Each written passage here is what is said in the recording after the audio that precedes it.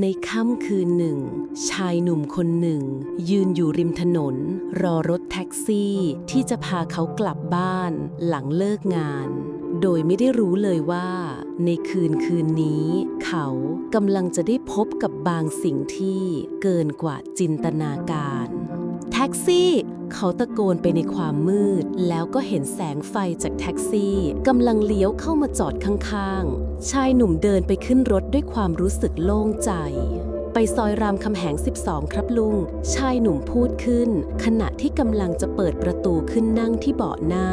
ลุงคนขับแท็กซี่ในชุดเสื้อสีแดงมีรอยยิ้มที่แปลกๆตอบกลับเสียงเบาว่าขึ้นรถเลยพ่อหนุ่มลุงเหยียบคันเร่งและรถก็เคลื่อนตัวออกไป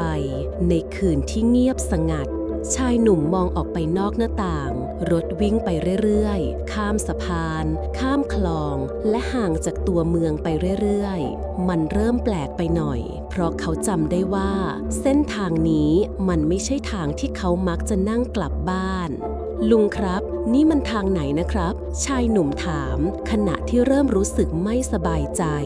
ลุงแท็กซี่หันมาแล้วยิ้มอีกครั้งลุงขอแวะไปรับผู้โดยสารท่านอื่นก่อนนะชายหนุ่มแปลกใจ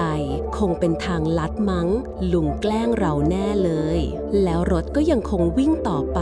จนกระทั่งมันถึงจุดหนึ่งที่แปลกประหลาดแท็กซี่จอดสนิทข้างทางที่ทุ่งหญ้าสีดำมืดและก็ไม่มีสิ่งใดอยู่รอบข้างลุงครับทำไมหยุดรถล่ะชายหนุ่มเริ่มกลัวถามด้วยความสงสัยที่เริ่มเพิ่มมากขึ้นลุงแท็กซี่ไม่ตอบแต่เพียงแค่ยิ้มลุงจะทำอะไรผมชายหนุ่มถามไม่มีอะไรพ่อหนุ่มรอผู้โดยสารขึ้นรถก่อนนะโอเคเรียบร้อยไปกันต่อนะสักพักลุงแกออกรถผู้โดยสารที่ไหนลุงมีลุงกับผม2 คนนี้ลุงบ้าปะเนี่ยลุงยิ้มแล้วพูดว่าลุงไม่ได้บ้าเขาพยายามที่จะพูดอะไรสักอย่างแต่ก่อนที่เขาจะได้เอ่ยปากรถก็กระตุกอย่างแรงและเบรกกระทันหันลุงนี่มันอะไรเขาร้องถามด้วยเสียงสั่นมือเท้าของเขาสั่นไปหมดเมื่อพบว่าเริ่มมีกลิ่นเหม็นคลุ้งมาในรถเหมือนกับกลิ่นของสิ่งที่เน่าเปื่อย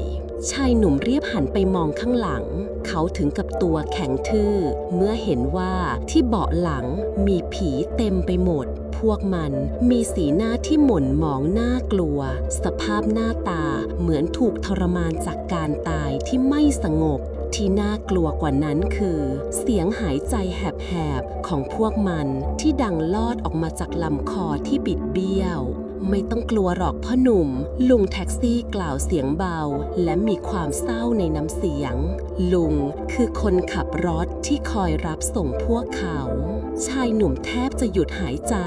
แล้วในขณะที่เขากำลังจะถามอะไรสักอย่างรถก็เริ่มเคลื่อนตัวอีกครั้งความรู้สึกหวาดกลัวเริ่มบีบรัดจนเขาแทบจะไม่สามารถหายใจได้